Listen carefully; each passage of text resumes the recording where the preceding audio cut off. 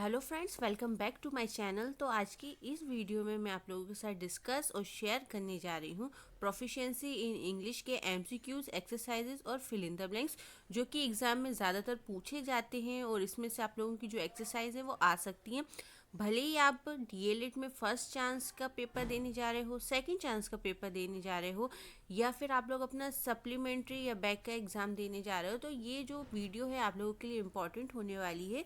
तो वीडियो को लास्ट तक देखिए, क्योंकि इस वीडियो की मुझे बहुत रिक्वेस्ट आई थी कि बहुत से स्टूडेंट्स ने प्रोफिशिएंसी इन इंग्लिश की एक्सरसाइजेस मांगी थी। तो इस वीडियो में मैंने आप लोगों को जितनी भी इंपॉर्टेंट एक्सरसाइजेस है तो इस वीडियो में मैंने बताई है। तो वीडियो को लास्ट तक देखिए। और अगर आप मेरे चैनल पे न्यू हैं या आपने अभी तक मेरे चैनल को सब्सक्राइब नहीं किया है तो वीडियो को स्टार्ट करने से पहले मेरे चैनल को सब्सक्राइब कर लिए, साथ ही बेल बटन को क्लिक कर दिए ताकि मेरी कोई भी न्यू वीडियो की नोटिफिकेशन या डीएलएड से रिलेटेड अपडेट आप तक पहुंच जाए सबसे पहले। तो यहाँ मैं वीडियो को स्टार्ट करने से पहले आप लोगों को एक चीज़ बता दूं कि मैंने प्रोफिशिएंसी इन इंग्लिश के क्वेश्चन आंसर भी डाले हैं, कुछ टॉपिक बताए हैं जो प्रोफिशिएंसी इन इंग्लिश में इंपॉर्टेंट होते हैं। तो मैंने वहाँ पर वो आपको डिटेल में समझाए हैं विद आंसर। तो आप लोग वो वीडियो भी चेक कर सकते हैं। मैं उस वीडियो का लिंक आपको डिस्क्रिप्शन बॉक्स में या वीडियो के लास्ट में प्रोवाइड कर दूँगी, तो आप लोग वो जाके चेक कर सकते हैं। तो चलिए अब हम लोग वीडियो को स्टार्ट करते हैं और देखते हैं कि important exercises, fill in the blanks, MCQs वगैरह क्या हैं। और मैं आपको डिटेल में लाइन बाय लाइन समझा दूंगी। अगर आपको फिर भी कोई प्रॉब्लम होती है तो आप मुझे कमेंट सेक्शन में पूछ सकते हैं। तो यहाँ हम सबसे पहले बात करेंगे एमसीक्यूज की। एमसीक्यूज यानी चूज द करेक्ट आंसर। तो यहाँ पर देखिए, हमारा फर्स्ट क्वेश्चन है, what is the universal language of science. जो साइंस है, हमारा विज्ञान है, उसकी यूनिवर्सल लैंग्वेज क्या है। यूनिवर्सल लैंग्वेज मतलब है जो पूरी दुनिया में बोली जाती है।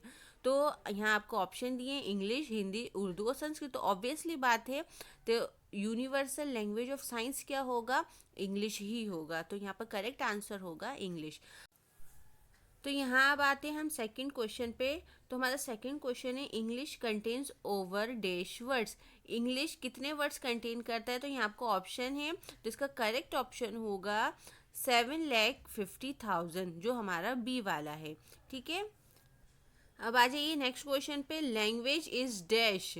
भाषा क्या है। भाषा जेस्चर है, फीलिंग है, स्पीच है या साउंड है। लैंग्वेज क्या है। तो लैंग्वेज क्या है, एक स्पीच है जो हम एक दूसरे से कम्युनिकेट करने के लिए यूज़ करते। तो इसका सही ऑप्शन होगा सी वाला, यानी स्पीच। अब हमारा नेक्स्ट क्वेश्चन है, a child learn his mother tongue by ways of dash. एक बच्चा अपनी मातृभाषा कैसे सीखता है। तो यहाँ ऑप्शन है मोटिवेशन, अपॉर्चुनिटी, इमिटेशन या इन्वायरमेंट। तो इसका करेक्ट ऑप्शन होगा इमिटेशन, मतलब देख देख के सीखता है। जब बच्चा अपने घर में रहता है तो आसपास उसकी जो भी फैमिली मेम्बर जो भी भाषा बोलते हैं तो उसको वो देख देख के सीखने लगता है और वो फिर बोलने लगता है। तो इसका करेक्ट आंसर होगा इमिटेशन। अब आ जाइए नेक्स्ट क्वेश्चन पे। Listening, speaking, reading and writing are.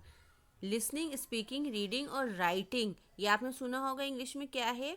तो ये क्या है हमें बताना है। मोटर स्किल है, वर्बल स्किल है, फॉर्मल स्किल है या नन ऑफ दीज है। तो इसका करेक्ट आंसर होगा वर्बल स्किल। तो नेक्स्ट क्वेश्चन है हमारा, विच वर्ड इज मोनोसिलेबिक। तो इसका मैं आपको आंसर बताऊं तो उससे पहले मैं आप लोगों को बताऊं मोनोसिलेबिक होता है क्या है। तो मोनोसिलेबिक ये होता है जिस वर्ड में एक ही सिलेबल हो। ठीक है, अब आप बोलेंगे सिलेबल क्या होता है। जब हम किसी वर्ड को डिवाइड करके पढ़ते हैं तो उसको हम कहते हैं सिलेबल। ठीक है, अब हमें इन चार वर्ड में से बताना है कि कौन सा मोनोसिलेबिक है, यानी जिसमें एक ही सिलेबल आया है। अब जैसे ए ऑप्शन है, उसमें है मिस्टेक।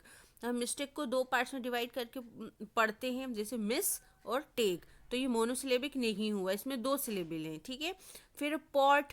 ठीक है, पॉट करेक्ट आंसर हमारा, क्योंकि इसमें एक ही सिलेबल है। फिर टुमारो, तो टुमारो को भी हम दो पार्ट्स में डिवाइड करके पढ़ते हैं, टुमारो। फिर डी है प्रोनाउंसिएशन। तो प्रोनाउंसिएशन को भी हम फोर पार्ट्स में डिवाइड करते हैं, प्रोनाउंसिएशन। तो हमारा इसका करेक्ट आंसर क्या होगा, पॉट। तो पॉट हमारा क्या है, मोनोसिलेबिक।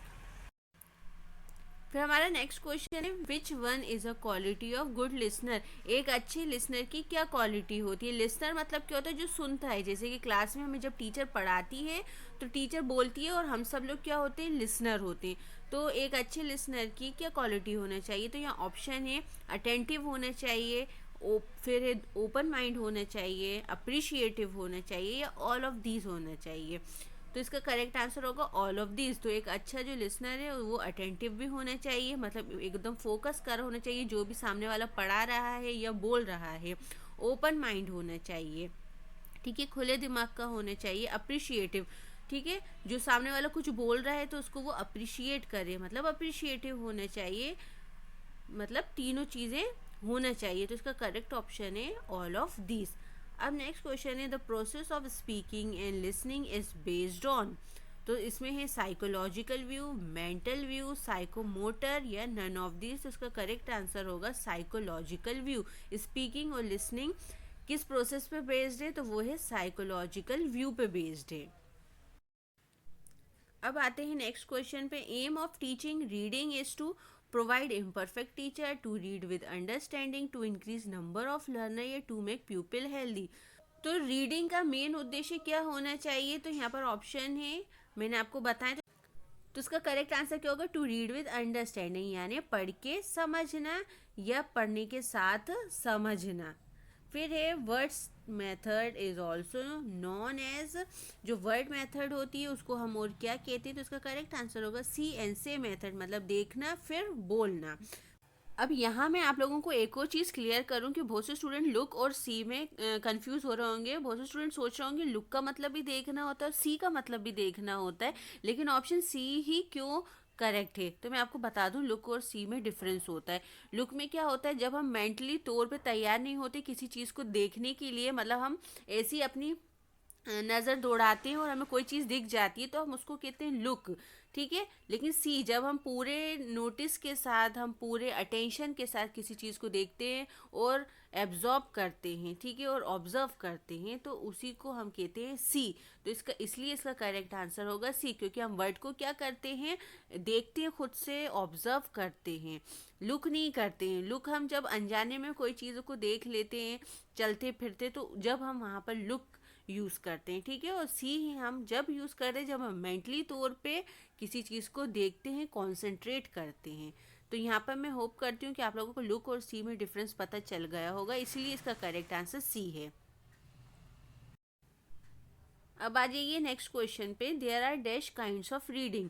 तो जो रीडिंग है वो कितने काइंड्स की होती हैं, ऑप्शन है 5, 6, 7 या 4। तो इसका करेक्ट आंसर होगा 6 टाइप्स ऑफ रीडिंग होती हैं।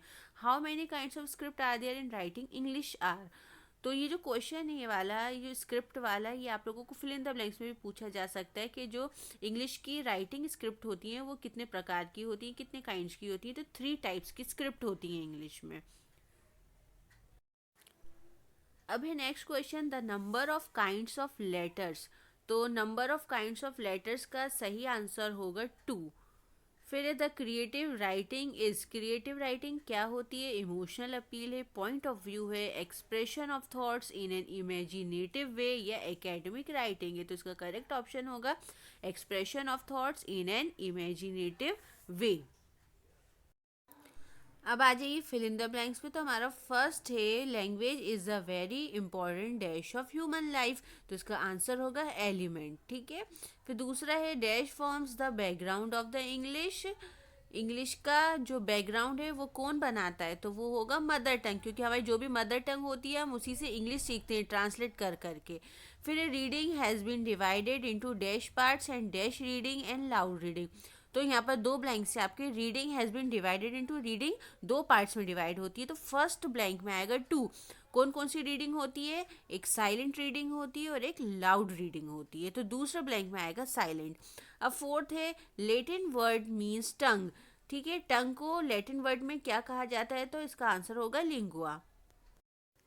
अब नेक्स्ट है नेसल कॉन्सोनेंट आर डैश। तो कॉन्सोनेंट आप लोगों को पता है कॉन्सोनेंट क्या होता है, A E I O U के जो अलावा जो अल्फ़ाबेट्स होते हैं उनको हम कहते हैं कॉन्सोनेंट्स।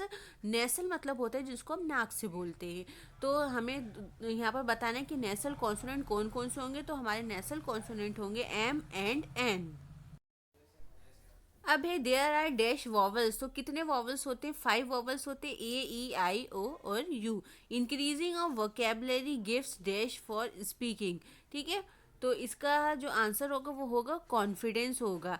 जब हमारी वोकेबलरी अच्छी होती है, वोकेबलरी मतलब हमें शब्दावली, जब हमें बहुत सारे शब्द होते हैं हमारे पास, तो तब हमारी स्पीकिंग भी अच्छी होती है, उससे हमारा क्या आता है, कॉन्फिडेंस आता है बोलने में। कोई भी भाषा हो, हिंदी हो, इंग्लिश हो, कुछ भी हो, जब हमें शब्दावली अच्छी हो, हमें पता हो कि कौन से वर्ड को क्या बोलते हैं, तब हमारा स्पीकिंग में यानी बोलने में क्या आ जाता है, कॉन्फिडेंस आ जाता है। अब while reading our eyes move dash, तो इसका आंसर होगा जर्की। जर्की मतलब होता है जब हम पढ़ते पढ़ते हमारी आंखें क्या होती है, खुद ब खुद क्या होती हैं, वो भी साथ साथ चलती रहती हैं, तो उसी को हम कहते हैं जर्की। फिर है dash is the most important aspect of teaching, तो इसका आंसर होगा रीडिंग। फिर है reading needs correct dash, reading को क्या ज़रूरत है, करेक्ट प्रोनाउंसिएशन की। जब तक आपका प्रोनाउंसिएशन अच्छा नहीं होगा तब तक आपकी रीडिंग भी अच्छी नहीं होगी, इसलिए हमें रीडिंग जब भी हम करते हैं तो उसमें हमारा प्रोनाउंसिएशन चेक किया जाता है। Dash is a good source of self education, तो इसका करेक्ट आंसर होगा रीडिंग स्किल। फिर imitation method makes the people's dash, ठीक है, तो इसका आंसर होगा self dependent.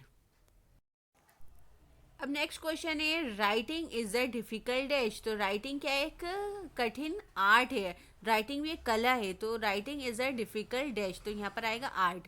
While writing small alphabet, writing must be, जब हम स्मॉल अल्फ़ाबेट लिखते हैं, छोटे अक्षर लिखते हैं, तब हमें किस चीज़ का ध्यान रखना चाहिए कि हमारी जो राइटिंग है वो क्लियर हो, ठीक है, इसका आंसर होगा क्लियर। तो blackboard, chalk, book, charts are known as writing dash, जो ब्लैक बोर्ड होता है, चौक है, बुक है, चार्ट्स है, इन सबको हम क्या कहते हैं, राइटिंग मटेरियल, तो इसका आंसर आएगा मटेरियल। तो ये आज के आपके इंपॉर्टेंट जो भी एक्सरसाइज है, एमसीक्यूज है, प्रोफिशिएंसी इन इंग्लिश से रिलेटेड, तो ये सारी चीज़ें मैंने आपको बता दी है। अगर आपको कुछ समझ में नहीं आया हो या कोई डाउट हो तो आप मुझे कमेंट सेक्शन में पूछ सकते हैं, और अगर आपको मेरी वीडियो अच्छी और इन्फॉर्मेटिव और हेल्पफुल लगे तो आप वीडियो को लाइक करें और अपने फ्रेंड्स और फैमिली के साथ शेयर करें।